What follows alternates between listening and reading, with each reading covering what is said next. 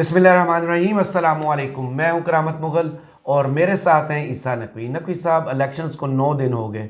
हुकूमत बनाने के लिए सर तोड़ कोशिशों के बावजूद अभी तक क्लैरिटी नहीं है कि वफाकी हुकूमत कौन बनाएगा। पस पर्दा मुलाकातों में क्या मंसूबे तैयार हो रहे हैं? देखिए, 8 फरवरी को जो कुछ हुआ ना, आप इसको ये कह सकते हैं कि एक अवामी तूफ़ान था। और जब तूफ़ान आता है, जब कोई धमाका होता है, तो धमाके के बाद फ़ौरी तौर पे आपको कुछ सुझाई नहीं देता, आपको समझ ही नहीं आती कि हुआ क्या है। जब आहिस्ता आहिस्ता गर्द सेटल होती है, डस्ट सेटल होती है, फिर आप अंदाज़े लगाते हैं, फिर आपको नज़र आता है कि यार हमारा ये भी नुकसान हो गया, हमारा ये भी नुकसान हो गया। नून लीग ने रियलाइज़ कर लिया है कि जो 8 फरवरी को हुआ है, इसके बाद कोई भी हमाकत, छोटी सी भी हमाकत उनकी सियासत को हमेशा हमेशा के लिए ख़त्म कर देगी। बल्कि वो ख़त्म होने के जिस नहज पर पहुंच चुके हैं, वहाँ से रिट्रीव करने के लिए, वहाँ से अपने आप को रिवाइव करने के लिए उनको कुछ करना पड़ेगा। अब उसके लिए कुछ मुलाकातें हुई हैं। एक मुलाकात है जिसकी स्टोरी लीक की गई है, लेकिन उसके पीछे क्या चल रहा है, उसके पीछे थॉट प्रोसेस क्या है, वो मैं आपको इस वीडियो में बताऊंगा। क्योंकि देखें, इमरान खान को ट्रैप करने के लिए अब एक नया प्लान बना है। प्लान ए क्या था नून लीग का, प्लान बी क्या बना, और अब प्लान सी क्या है। इसको समझने के लिए आसान सी बात है। प्लान ए ये था कि मियाँ साहब आएंगे, जो सबको जाहिर है कि उन्होंने बताया था कि मियाँ साहब आ रहे हैं, चौथी दफ़ा वज़ीर आज़म बनेंगे। उसमें कुछ हवाले दिए जाते हैं कि लंदन प्लान, और वो ये कहा जाता है कि जनाब मियाँ साहब आते, वो वज़ीर आज़म बन जाते, उनको इनफ नंबर ऑफ़ सीट्स मिल जाता, सादा अक्सरियत जो है वो नून लीग के पास होती, इत्तेहादी साथ मिलाते और 2/3 मेजॉरिटी बन जाती। इमरान खान की जमात आपको कहीं भी नज़र ना आती। इतना क्लैंप डाउन कर दिया कि उनकी जमात बिल्कुल सुकड़ के चंद लोग जो हैं वो खैबर पख्तूनख्वा में जीत जाते। कुछ स्कैटर्ड किस्म का मैंडेट जो है वो पंजाब में मिलता, सिंध से, बलूचिस्तान से कम्प्लीटली वाइप आउट कर देते पीटीआई को। और आने वाले वक्त में मियाँ साहब जो हैं वो इन्वेस्टमेंट और फलां करके और मज़ीद इन केसेस को आगे बढ़ा के सूरत हाल अपने मुकम्मल तौर पे कंट्रोल में कर लेते। सही। ये था प्लान ए, जिसका धड़न तख्ता हुआ है 8 फरवरी को। लोग बाहर निकले, और जिस तरीके से निकले, फिर उन्होंने अपने वोट के ऊपर जिस हद तक मुमकिन हो सकता था पहरा दिया। और उसके नतीजे में जब चीज़ें सामने आने लगीं, तो फिर अचानक आपको पता है कि रिज़ल्ट्स रुक गए और सूरत हाल को फायर फाइटिंग की गई। फायर ब्रिगेड पहुँचे, उन्होंने थोड़ा सा काबू पाया। लेकिन उस वक्त तक इतना बड़ा डैमेज हो चुका था कि फॉर्म 45 की सूरत में पीटीआई के जो पोलिंग एजेंट्स हैं वो सबूत ला चुके थे कि हम नंबर्स में, गेम हाथ से निकल चुके। हम नंबर्स में कहाँ खड़े हैं। उसके बाद प्लान बी सामने आता है। प्लान बी ये सामने आता है कि शहबाज शरीफ साहब के हवाले से अभी नाम की क्लैरिटी नहीं होती। मियाँ साहब छोड़ छाड़ के चले जाते हैं। लाहौर में जो इलेक्शन सेल बनाया गया था वो रुस के जाती उम्रा चले जाते हैं।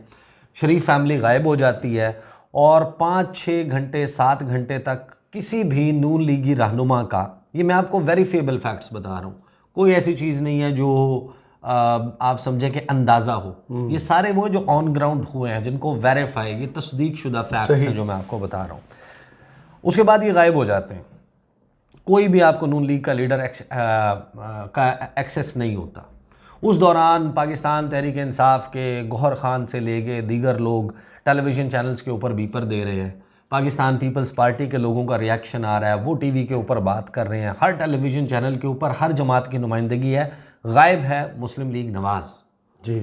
और फिर 5 से 6 घंटे 7 घंटे के वक्फे के बाद 2 लोग टेलीविज़न स्क्रीन्स के ऊपर फ़ोन पे फ़ोन के ज़रिए अपेयर होते हैं। एक है मरियम औरंगज़ेब साहिबा और एक है एहसन इकबाल साहब। और ये आकर वहाँ पर जो गुफ्तगू करते हैं और तौजी ये पेश करते हैं कि वो कहते हैं कि भाई अगर सब कुछ ठीक था और आप कह रहे हैं कि सिर्फ 5% रिज़ल्ट या 10% रिज़ल्ट पे मीडिया ने झूठ बोलना शुरू किया, पीटीआई ने गलत क्लेम करना शुरू किया, तो आप लोग गायब कहाँ हो गए थे? आप लोग फिर ये मियाँ साहब की जो विक्ट्री स्पीच थी लिखी हुई, वो क्यों नहीं डिलीवर हुई? आपने मजीद रिजल्ट्स आने का इंतज़ार क्यों नहीं किया? बिल्कुल। आप लोगों ने अपने फ़ोन नंबर्स क्यों बंद कर दिए? आप लोग उठकर कहीं कहाँ चले गए थे? फिर साथ में ये सवाल पैदा हो गया कि भाई आप ये जब सब कुछ चल रहा था तो आपके अपने लोग, इलेक्शन सेल के लोग, दीगर सेकंड टियर थर्ड टियरशिप लीडरशिप के थर्ड टियर और सेकंड टियर की जो लीडरशिप है उसके लोग सहाफ़ियों के साथ राब्ते करके क्यों कह रहे थे झाड़ू फिर गया, हम बर्बाद हो गए हैं, हमारा कख नहीं रहा, हमारे पास तो हमारे तो पल्ले कुछ नहीं रहा, हम तो लोगों को मुंह दिखाने के काबिल नहीं रहे, तो आप ये बातें फिर क्यों कर रहे थे? उसके ऊपर मरियम औरंगज़ेब जो हैं वो भी सीखपा हुई, एहसन इकबाल भी, और उन्होंने ये तौजी पेश की कि भाई मोबाइल ही नहीं चल रहे थे। तो भाई ये कौन सा सेलुलर बंदिश थी उस वक्त कि वाईफाई के ज़रिए हर पीटीआई का मेंबर और दीगर जमातों के लोग टेलीविज़न चैनल्स के लिए अवेलेबल थे और पूरी नून लीग गायब थी, इनकी लैंडलाइन भी काट दिया गया। तो उस दौरान ये आपके सामने आता है कुकअप होके प्लान बी। मियाँ साहब को जिस तरीके से मना के हवा भर के वो उनके अंदर ना कि उनको के सीना फुलाएं, चेहरे के ऊपर मुस्कुराहट, वो मसनूई सी मुस्कुराहट सजा के, हालांकि जो मियाँ साहब के ऊपर बीत रही होगी वो आप अंदाज़ा लगा सकते हैं। मियाँ साहब अगले दिन शाम के वक्त 5 साढ़े 5 का टाइम दिया जाता है, कुछ 7 साढ़े 7 बजे मियाँ साहब मॉडल टाउन में बालकनी के ऊपर नमूदार होते हैं और इतने हवास बाख्ता होते हैं कि मरियम नवाज़ का अपनी बेटी का नाम भी भूल जाते हैं और मरियम औरंगज़ेब कह के उनको पुकारते हैं। बहरहाल वो अपनी एक तकरीर करते हैं जिसको करार दिया जाता है कि वो विक्ट्री स्पीच है। अच्छा, अब वो विक्ट्री स्पीच कैसी थी? बहरहाल उन्होंने कहा कि मैं शहबाज शरीफ से कहता हूँ ज़िम्मेदारी लगा दी है, वो आसिफ अली ज़रदारी से मिलें, वो MQMs के खालिद मकबूल सिद्दीकी से मिलें और इंडिपेंडेंट से मिले, मौलाना फजलुर रहमान से मिले और हम हुकूमत बनाएंगे, हम हुकूमत बनाने जा रहे हैं। उसके बाद शहबाज, ये है प्लान बी, जिसमें शहबाज शरीफ की मुलाकातें आसिफ अली ज़रदारी, बिलावल भुट्टो ज़रदारी से, मौलाना फजलुर रहमान से, खालिद मकबूल सिद्दीकी से और इंडिपेंडेंट से होना शुरू हो जाती हैं। और उसके बाद शरीफ ख़ानदान के लोग इधर उधर मुलाकातों के बाद शहबाज शरीफ पहुँचते हैं इस्लामाबाद और इस्लामाबाद में चौधरी शुजात हुसैन की रिहाइश गाह पे चौधरी शुजात हुसैन बैठे हुए हैं, ये सारे लोग बैठे हुए हैं और ये कहते हैं जनाब हम हुकूमत बनाने जा रहे हैं और हम सारे लोगों को साथ मिलाएंगे, मिसाक मईशत की बात की, मफाहमत की बात की, ये सारी चीज़ें कर ली और पीपल्स पार्टी बैठी हुई है पीछे। पीपल्स पार्टी कहती है कि हम हुकूमत को वोट देंगे, हुकूमत का हिस्सा नहीं बनेंगे। मौलाना फजलुर रहमान ने क्या किया, बाकी लोग लेफ़्ट राइट होने लगे क्योंकि हर एक को सेकंड थॉट्स आना शुरू हो गए कि हम अभी तो यानी कि बर्बादी का वो हुआ है ना, यानी कि तहस नहस होने की तरफ जा रहे हैं अगर हम ये सब कुछ करेंगे।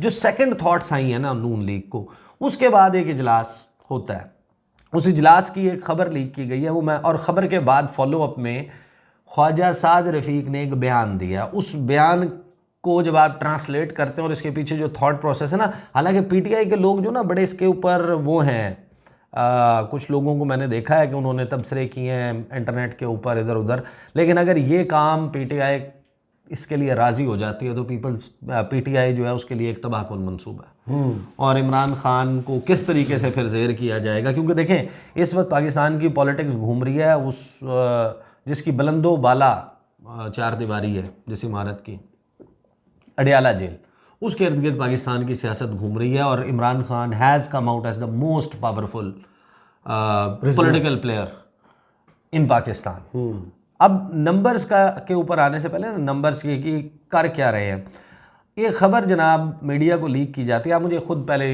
ये सोचें कि नून लीग के बिल्कुल किचन कैबिनेट मियाँ साहब की, यूँ समझें कि वो लोग जिनके साथ वो अपनी तमाम मामलात बड़ी हद तक शेयर कर सकते हैं, उन लोगों के साथ उनकी गुफ्तगू हो, क्या उस गुफ्तगू की जुज़ियात मीडिया को दी जाएंगी? नहीं। इसके मकासद थे जी। एक ख़बर चलती है जियो टीवी पर, हमें वफाकी हुकूमत नहीं लेनी चाहिए, नवाज़ की क़यादत में नून लीगी इजलास के शुरका की राय, यानी मियाँ मोहम्मद नवाज़ शरीफ क़यादत कर रहे हैं, इजलास हो रहा है और राय ये आ रही है कि हमें वफाकी हुकूमत नहीं लेनी चाहिए। यानी तो 9 से 17 फरवरी तक ये दिमाग सोए हुए थे। हाँ बिल्कुल सोए हुए थे। उसकी वजह है, मैं आपको बताता हूँ इनको क्या रियलाइजेशन हुई और इसके पीछे क्या थॉट प्रोसेस है। मुस्लिम लीग नून के कायद नवाज शरीफ की ज़ेर सदारत इजलास की अंदरूनी कहानी सामने आ गई। ज़राए के मुताबिक इजलास में शहबाज शरीफ, मरियम नवाज़, इसहाक डार, मरियम औरंगज़ेब, साद रफ़ीक शरीक हुए। इसके अलावा आज़म नज़ीर तारड़, अयाज सादिक, एहसन इकबाल, राना तनवीर, सलमान शहबाज और मलक अहमद ख़ान भी शरीक थे। ये वो लोग हैं जिन्होंने ये मीटिंग की। ज़राए का कहना है कि शुरका ने नवाज शरीफ को तजवीज़ दी कि हमें वफाकी हुकूमत नहीं लेनी चाहिए, पंजाब में नून लीग और आज़ाद अरकान के साथ मिलकर आसानी से हुकूमत बना सकते हैं। IPP यहाँ नहीं चाहिए। ज़राए ने बताया कि इसहाक डार ने कहा कि नून लीग की पंजाब में आज़ाद अरकान को मिलाकर तादाद 154 हो गई है। शुरका ने मज़ीद कहा कि हमें सिर्फ पंजाब पर फोकस करना चाहिए। ज़राए के मुताबिक नवाज शरीफ का कहना था कि वफाकी हुकूमत बनाने के लिए किसी इत्तेहादी जमात की गैर उसूली बात को नहीं मानना चाहिए। सदर, चेयरमैन सेनेट, स्पीकर कौमी असम्बली। अच्छा, फिर ज़राए ने बताया कि कुछ शुरका की राय थी कि वफाकी हुकूमत लेने का सिर्फ एक मकसद है कि मुल्क मुआशी बहरान का शिकार है, रियासत को बचाने की ज़रूरत है। ख्याल रहे कि गुज़श्ता दिनों मरकज़ में, अच्छा फिर आगे वो है कि क्या ऐलान हुआ था, इन्होंने ऐलान किया था, नंबर्स इनके पास क्या हैं। अब इस इजलास के बाद ना ख्वाजा साद रफ़ीक साहब एक बयान देते, वो कहते हैं कि पीपल्स पार्टी और PTI को हम दावत देते हैं कि वो मिलकर हुकूमत बना लें। अच्छा, वफाक में आप हुकूमत बना लें। अब उसकी खबर मैं आपके सामने रख देता हूँ। पड़ोसन है किसी और के घर में जाके कह रही है कि आप ये रिश्ता कर लें। हाँ, पाकिस्तान मुस्लिम लीग नून के सीनियर रहनुमा ख्वाजा साद रफ़ीक ने पाकिस्तान पीपल्स पार्टी और पाकिस्तान तहरीक इंसाफ को जी। मखलूत हुकूमत बनाने की दावत दे दी। बयान दिया, ख्वाजा साद रफ़ीक ने कहा कि मौजूदा कौमी असम्बली में किसी पार्टी को अक्सरियत हासिल नहीं है। बिल्कुल, आपने तो कहा था कि हम सिंगल लार्जेस्ट पार्टी हैं और बाकी तो सारे आज़ाद हैं। उन्होंने कहा वफाकी हुकूमत की तश्कील नून लीग की नहीं, तमाम जमातों की ज़िम्मेदारी है। ख्वाजा साद रफ़ीक ने पीपल्स पार्टी और PTI को मखलूत हुकूमत बनाने की दावत देते हुए कहा कि PTI हिमायत याफ्ता अरकान, आज़ाद अरकान पहल करें और पीपल्स पार्टी के साथ हुकूमत बना लें। ख्वाजा साद रफ़ीक का कहना था कि PTI और पीपल्स पार्टी हुकूमत बना लें तो हम उन्हें मुबारकबाद देंगे। अच्छा, अब ये जो इरादा है, इससे हाथ खींचा है। अब आप आए नंबर टेबल पे और फिर मैं आपको हैरान कुन चीज़ें बताता हूँ कि ये सारा चल क्या रहा है मामला।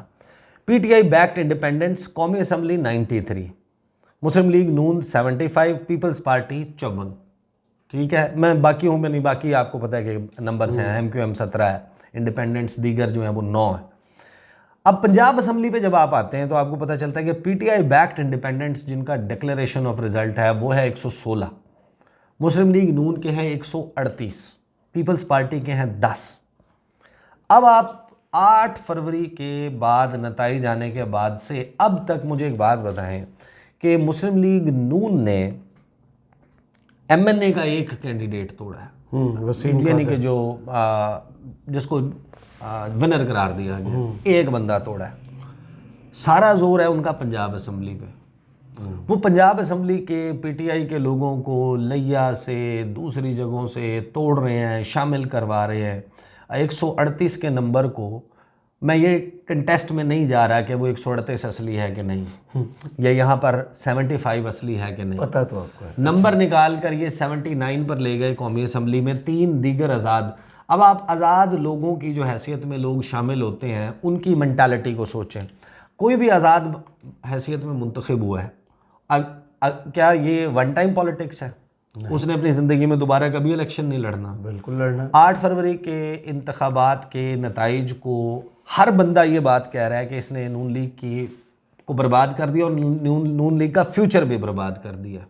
अब मुझे एक बात बताएं, कौन सा आज़ाद कैंडिडेट होगा जो उनके नज़रिए को देखते हुए, उनकी फ़िक्र को जहन में रख के, पॉपुलैरिटी को जहन में रख के उनको ज्वाइन करेगा, या उनके नेक्स्ट या इलेक्शंस में या फ्यूचर में विनिंग प्रोस्पेक्ट्स को जहन में रख के, जो खुद नून लीग को हरा के आया हुआ है। तो ये कुछ ना कुछ मामला तो चल रहे हैं ना। अब PTI के कुछ लोग हैं वो दरमियान में इस सारे मामले में पीपल्स पार्टी के हवाले से भरपूर कोशिश कर रहे हैं कि हम पीपल्स पार्टी के साथ बात कर लें और हम हुकूमत बना लें। सही। अब हुकूमत बनाने के लिए पीपल्स पार्टी के साथ अगर वो ये रवाबित बढ़ाते हैं, ये चीज़ें करते हैं, वो कहते हैं कि देखें फ़ायदा होगा इसका। फ़ायदे वो क्या गिनवाते हैं? फ़ायदे वो ये गिनवाते हैं कि इमरान खान की रिहाई में जो है वो पेशरफ्त होगी। हालांकि वो ये रियलाइज़ नहीं करेंगे Imran Khan will now eventually come out. हाँ, जब भी हाई कोर्ट में केस जाएगा बाहर आ जाएंगे। It is not a matter of if, it is a matter of when.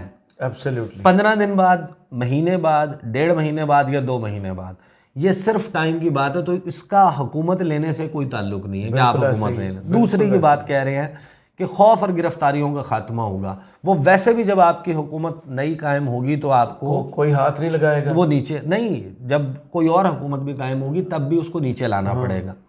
फिर धांधली पर मुफस्सिल तहकीकात के ज़रिए नशिस्तों की वापसी हो जाएगी और सारी सीटें तो वापस मिलना मुश्किल है, नए इलेक्शन भी नहीं होने, लिहाजा अभी कर लें जो करना है और हमें हुकूमत में चले जाना चाहिए। देखिए नून लीग ने अब परफेक्टली ये रियलाइज़ किया है और ये बात मैंने बताई थी, नून लीग के कुछ लोगों से मुलाकात भी हुई और फिर जो उनके दोस्त हैं करीबी या वो अपने दोस्तों के साथ जो शेयर कर रहे हैं, उसके पीछे ये पूरी राय इस वक्त मौजूद है। नून लीग इस बारे में कन्विंस्ड है कि वफाकी हुकूमत में आकर बैठे तो जो तबाही है वो मज़ीद बढ़ जाएगी नून लीग की। पंजाब हर सूरत में रखना है, हर सूरत में पंजाब को रिटेन करने के लिए सर धड़ की बाजी लगा दें। इसलिए आपने देखा कि टारगेट जो है वो मेंबर पंजाब असम्बली बिल्कुल ऐसे रहे और उनमें उन्होंने जैसे कैसे करके अपना नंबर जो है वो कंसोलिडेट किया। अब आप मुझे एक बात बताएं कि नून लीग को पता है कि किसी भी वक्त अगर मामलात उनके खुल जाते हैं, इलेक्शंस के जी, तहकीकात हो जाती हैं, असल वोट काउंट हो जाता है, फॉर्म 45 के मुताबिक रिजल्ट कंपाइल होता है, पंजाब भी गया तो उनके पास तो कुछ भी नहीं रहेगा। इसीलिए वो वफाक में एक शेयर क्रिएट करके ना कि पीटीआई भी आ जाएगी, एक तो ये मामला उनकी तरफ से एक्सेप्टेंस आ जाएगी रिजल्ट्स की। दूसरा, नून लीग को बड़े भरपूर अंदाज में, और ये काम वो प्रैक्टिकली कर चुके हैं पहले भी, उनको बहुत अच्छे से अंदाज़ा है कि पंजाब अगर आपके पास नहीं है और वफाकी हुकूमत आपके पास है तो वफाक तो आप ठीक से चला नहीं सकते। बिल्कुल ऐसे ही है। और वो ये समझते हैं कि सारी पंजाब से होंगी, सब कुछ पंजाब से। देखिए फैज़ाबाद का पुल जो है ना जी, उसके अगर आपकी हुकूमत उसके दूसरी तरफ मौजूद है, मारगला पहाड़ियों की तरफ यानी वफाक में, और आपकी हुकूमत फैज़ाबाद के पुल से इस तरफ नहीं है, तो ये बात याद रखें कि आप नाकों चने चबवा सकते हैं, आपको चबवा देंगे। आपकी हुकूमत कभी भी मजबूत नहीं हो सकती अगर पंजाब आपके पास नहीं। 2008 में क्या किया था इन्होंने?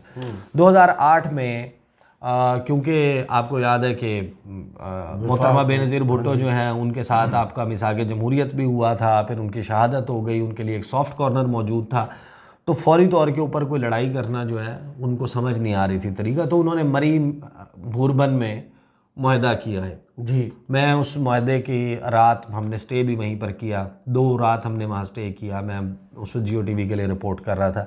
इनकी सारे मामलात तय हुए और इन्होंने वफाकी हुकूमत मिल के बनाई। पीपल्स पार्टी की पहली साल का हुकूमत का जो बजट है वो इसहाक डार साहब ने पेश किया। इनके लोग वज़रा जो हैं वो चौधरी निसार अली ख़ान, एहसन इकबाल, साद रफ़ीक, इन तमाम लोगों के पास पीपल्स पार्टी की हुकूमत में वज़ारतें थी। 4-6 महीनों के बाद इन्होंने वही किया, क्योंकि इस सारी गेम के नतीजे में इन्होंने पंजाब की हुकूमत ले ली थी। जी, पंजाब अब इनके पास था। पीपल्स पार्टी के साथ ये गेम की इन्होंने कि 4-6 महीने के बाद इन्होंने वफाक से रुखसती की, पंजाब अपने पास था। अगली गर्मियों में लोड शेडिंग का मामला शुरू होता है और पीपल्स पार्टी तबाह हो जाती है। पीपल्स पार्टी के साथ क्या होता है कि पंजाब में GT road block, motorway block, polling जो रेलवे स्टेशंस हैं उनको आग लगाई जा रही है, बसों को आग लगाई जा रही है, घेराव हो रहे हैं वापडा के मुख्तलिफ जो दफातर हैं उनके, और एक हंगामा जारी है। उस दौरान शहबाज शरीफ एक पंखा लेकर हाथ वाला बैठे हुए हैं मीनार पाकिस्तान के ग्राउंड में, वहाँ पर उन्होंने टेंट कनातें लगाई हुई हैं और पंजाब असम्बली के इजलास बाहर होंगे, सीएम साहब जो हैं वो बाहर सड़क के ऊपर बैठ के काम करेंगे। ये पूरा उन्होंने कहानी की और 3-4 साल में पीपल्स पार्टी को बर्बाद कर दिया। देखें वफाकी हुकूमत के ऊपर आता है मलबा, बिल्कुल ऐसे, चाहे महंगाई है, चाहे बेरोज़गारी है, कुछ भी है, जो ओवरऑल परफॉर्मेंस है पूरे मुल्क के हालात की, वो रिफ्लेक्ट करती है chief executive of the country. They want के पीटीआई का बंदा आकर वज़ीर आज़म बन जाए और पीटीआई किसी भी सूरत परफॉर्म नहीं कर सकेगी। देखें पीटीआई के लिए इस वक्त इमरान खान की सियासत और पीटीआई तबाह हो जाएंगे। उसकी वजह यह है कि इमरान खान और पीटीआई की, सबको पता है, आर्मी चीफ से भी लड़ाई है, DGI-SI से भी लड़ाई है, चीफ जस्टिस से भी लड़ाई है, चीफ इलेक्शन कमिश्नर से भी लड़ाई है। तमाम इस वक्त जो सिविल ब्यूरोक्रेसी आपकी बैठी हुई है मुख्तलिफ ओहदों के ऊपर, ये जो पूरी फील्डिंग सेट हुई है पिछले 2 सालों में, जितने भी लोग नून लीग या उनके हवाले से सॉफ्ट कॉर्नर रखने वाले हैं और PTI के ख़िलाफ़ है, वो मौजूद हैं और सब ने कुछ ना कुछ किया हुआ है।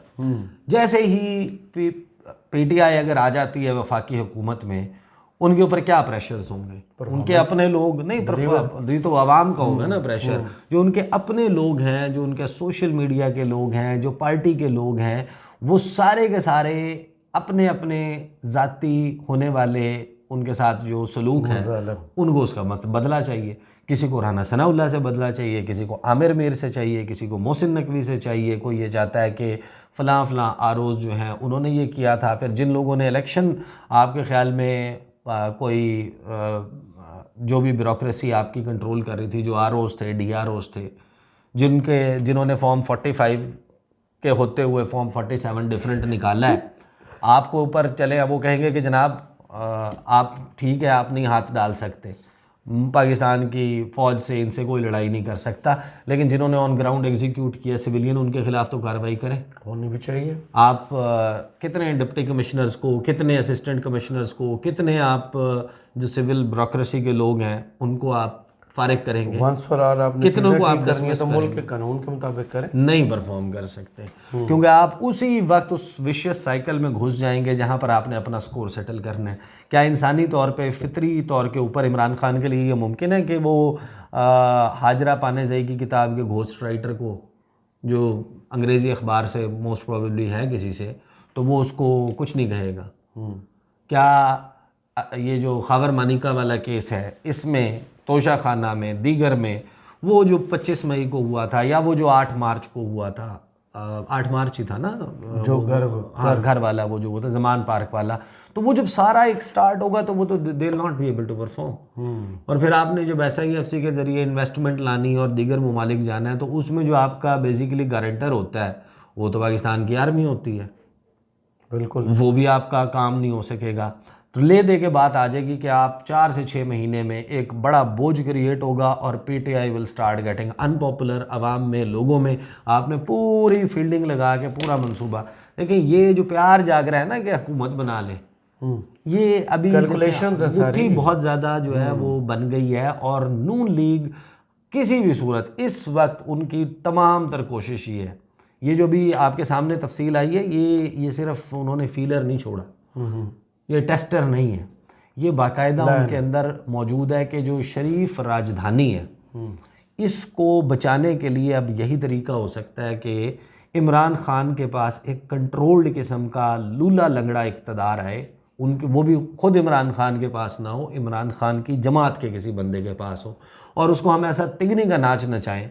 यानी ये है पाकिस्तान में पॉलिटिक्स की, पॉलिटिशियंस की और पाकिस्तान के सियासी मसीहाओं की हालत, कि उनके लिए ये अपनी सियासत बचाने के खेल, बजाय इसके कि आप आवाम और लोगों की तरफ फोकस करें, और दूसरा पीपल्स पार्टी को भी थोड़ा सा और बाकी इत्तेहादियों को भी कि अगर आना है तो फिर हमारे साथ फुल पावर के साथ आओ, बाकी बंदे भी इकट्ठे करो और अपना पूरा वज़न हमारे साथ डालो, गलबा भी शेयर करो, मलबा भी शेयर करो, और सिर्फ ये आईनी ओहदे नहीं, आपको वजारतें भी देंगे, तो बिरयानी भी खाओ और बोटियाँ भी खाओ, रज के खाओ, और फिर उसके अंदर अपने हमारे साथ हिस्सेदार भी बनो। तो ये है, और उनको खुद भी यकीन है कि यार ये सिस्टम इतना नहीं चल सकता, तो इस तरीके से तो निज़ाम नहीं चल पाएगा। सही। जो अभी गैस के बिल हैं गुज़श्ता साल जनवरी के मुकाबले में इस मरतबा 3-3.5 गुना ज़्यादा है।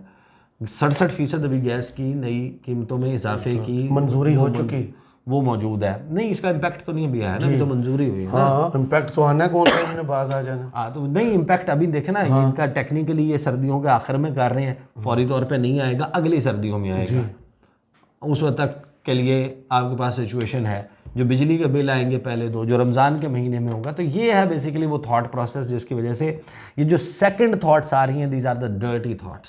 सही। और PTI को उकसाने की और इस ट्रैप में लाने की कोशिश भरपूर होगी, और बहुत सारे लोग इसमें वो कर भी रहे होंगे। बट इन माय ओपिनियन किसी भी जमात के पास उस वक्त तक सोल्यूशन नहीं है जब तक तमाम इदारे उसके साथ मौजूद ना हो। और पीटीआई के लिए इस वक्त इस सिचुएशन में कि इस लूले लंगड़े तरीके से उनके पास इक़्तिदार आई, उनको सूट नहीं करती। सही, बहुत शुक्रिया ईसा नकवी आपके तजिए का। कमेंट्स बॉक्स में ज़रूर बताइए वीडियो आपको कैसी लगी। इजाज़त दीजिए, अल्लाह हाफिज़।